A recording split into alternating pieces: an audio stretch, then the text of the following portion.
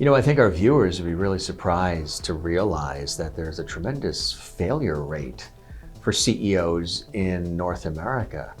Tell us about that. Well, the number before the pandemic was 40% of new CEOs failed, which means they quit or they got fired in the first 18 months on the job. And so, is this a hiring problem? That's where people jump to. Clearly, we didn't hire the right person. But the research shows, and this is 20 years before the pandemic, it almost was never the hire. It was actually that we took a really great person and threw them into a deep pool and we didn't support them.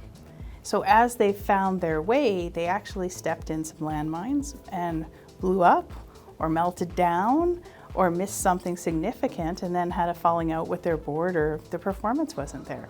So the problem is that we failed to catch the person and actually help them hit the ground running. So that's really what the failure rate is about. I can't remember the final stat, but it's something like 5 or 10% is a bad hire, which is almost nothing. So we need to focus on the real issue, which is actually supporting that CEO. So what are some of the ways that you do that? What are some of the ways, from the ground floor up, you actually can do that? Well, all of us can picture a time where we were the new person on the job. And a year later, you would have known that somebody could have helped you, point you in that direction, introduce you to that person. So that's really what we're trying to create in the team is each of you know a lot about this organization. And you also know what the role of the CEO is. So just because we're changing humans doesn't mean that we don't want to actually pass on that knowledge. So tapping into that knowledge to say, what do you know that the CEO needs to know? And that might be, technical things around the business. It might be who your key customers are. It might be, your public image, whatever the case may be. But the idea is we want to start from what they already know and then package that in sort of bite-sized pieces so the CEO can go on this accelerated learning journey. What are some of the things that boards do from your perspective, Jane, when a new leader joins the organization? I have been a good, bad board member, and I've been a bad board member on some of these transitions. So I have lived all of this. So I'm not going to talk about it theoretically. I'll tell you what actually happens. And that is that we get so excited about the hire. We finally met this amazing human. We know they're going to be great. And then as board members, we're tired. So we just stop.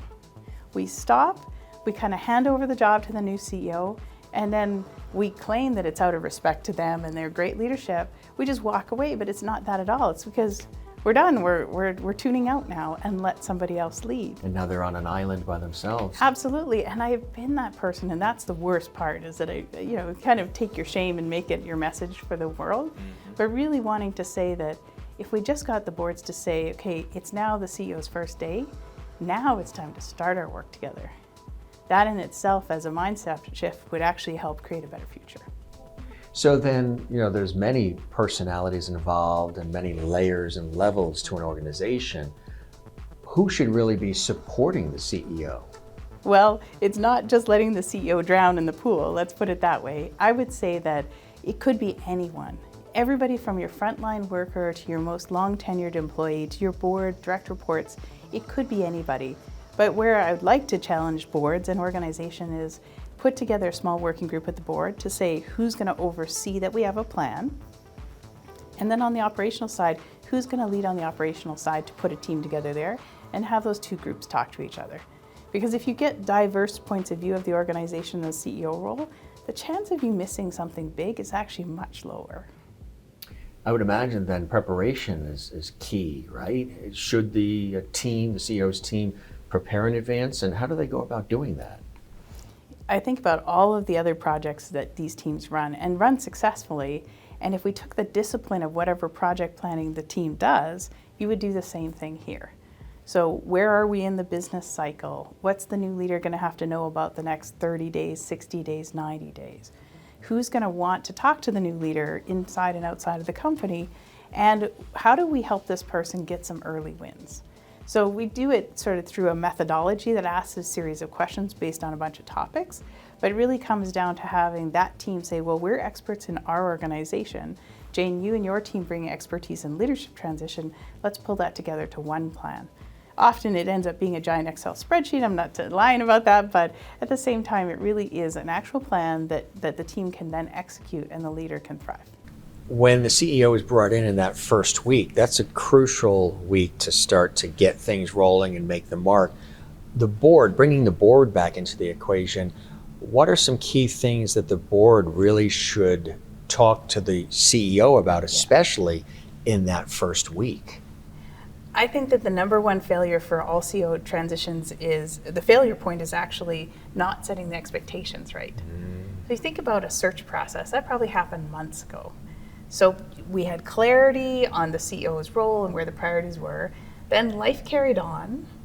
And if we don't ground ourselves in their first week and say, what are the priorities now, given 3 months later, given, in our world right now, so many things are changing.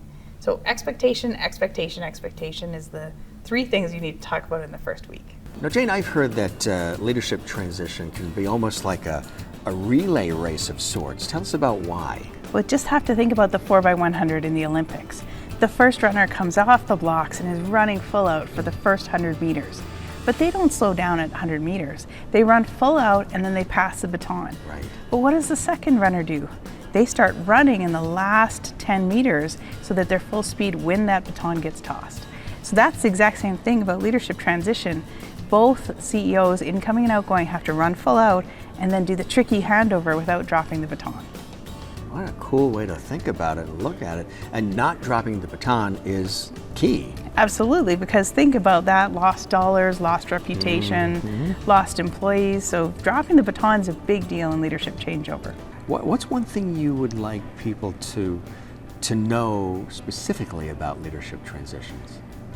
Small things matter.